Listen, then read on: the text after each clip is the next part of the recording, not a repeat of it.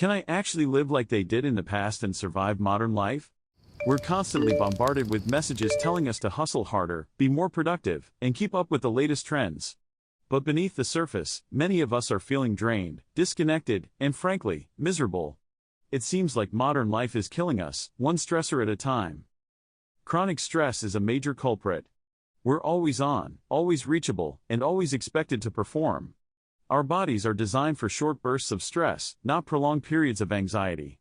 And then there's the lack of community. We used to live in villages, surrounded by people who knew and supported us. Now, we're often isolated, even in the midst of a bustling city. Add to that the overstimulation of modern life, social media, news, advertisements. It's a wonder we can focus on anything for more than a few seconds. And let's not forget our sedentary lifestyles. We used to move more, walk more, and engage in physical labor. Now, we sit for hours on end, staring at screens. But what's even more concerning is how these factors are affecting our mental and physical health. We're seeing rising rates of depression, anxiety, and chronic diseases. It's clear that something needs to change. In the past, people approached life differently. Ancient philosophies like Stoicism and Epicureanism emphasized living in accordance with nature and finding inner peace. Traditional community structures, like the Amish or indigenous cultures, prioritize cooperation and mutual support.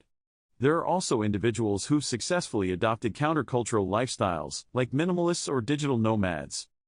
Take, for example, the concept of ikigai from Japan. It roughly translates to finding purpose and fulfillment in life. People who live with ikigai tend to be more content, more focused, and more at peace. They've found a sense of flow that eludes many of us. The Hadza people, an indigenous tribe in Tanzania, are another example.